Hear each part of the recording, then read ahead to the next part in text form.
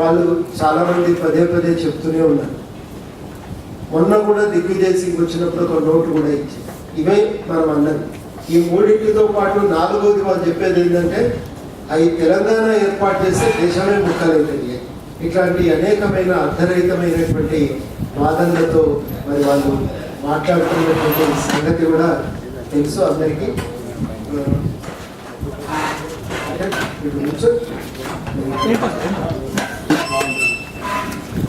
ఇది జరుగుతున్న చర్చను మనం కూడా తిప్పికొట్టాలి అన్ని స్థాయిలో. మనకు ఇప్పటికీ సమాచారం లేదని కాదు, అవగాహన లేదని కాదు, కానీ అందరము ఒకే రకమైనటువంటి అభిప్రాయంతో మనం కింది దాకా ఈ విషయాలపై జరుగుతున్న దుష్ప్రచారాన్ని తిప్పికొట్టడానికి సమాయత్తం కావాల్సినటువంటి అవసరం ఉన్నది. ప్రత్యేకించి ఒక విషయం మీద వాళ్ళు ఈ మధ్యనే చేస్తున్న, ముఖ్యంగా కిరణ్ కుమార్ రెడ్డి గారు ఢిల్లీ వెళ్ళి చేస్తున్నటువంటి ప్రచారం ఏంటంటే తెలంగాణ ఇస్తే జల యుద్ధాలు జరుగుతాయి. అది బయటికి పొక్కలేదు, కానీ ఆయన ఒక నోటు కూడా తయారు చేసినట్టు తెలంగాణ ఇస్తే జల యుద్ధాలు జరుగుతాయి, మీరు ఒక్క సమస్యను పరిష్కరించబోయి రెండు సమస్యలు సృష్టిస్తున్నారు, ఇదెక్కడి నీతి ఇదెక్కడి న్యాయము అనే మాట చెప్తే ఢిల్లీ వాళ్ళు కూడా కన్ఫ్యూజ్ అయినట్టు ఇన్ని సమస్యలు ఏదంటే ఎందుకు అని.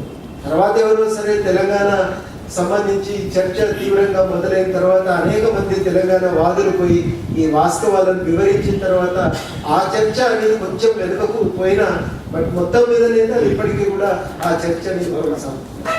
ఇట్లాంటి ప్రచారాలు మనకు తెలిసిన ఒక మిత్రుడు ఏదో ముఖ్యమైన ఫంక్షన్ లో బయట రాష్ట్రాల నుంచి వచ్చినాయి.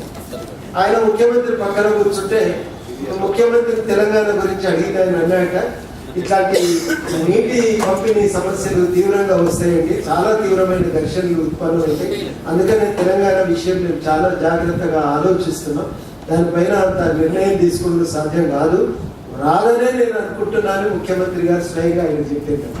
ఇవన్నీ ఏంటంటే బయట మనం మీడియాలో ప్రకటనలు చేయలేము, కానీ ఇట్లా అంతర్గతంగా ఒక కుట్ర వాళ్ళు పన్నుతున్నటువంటి నేపథ్యంలో వాస్తవాలు ఏంటి, నిజంగానే ఇట్లా ఘర్షణలు వస్తాయా? తెలంగాణ వస్తే మనమైతే ఆంధ్ర ప్రజలకు వ్యతిరేకం కాదు, వాళ్ళకు దక్కే నీళ్ళు వాళ్ళు తీసుకోవాల్సిందే అనే మాట మనం తెలంగాణ వాళ్ళ ముందు నుంచి అంటున్నాం.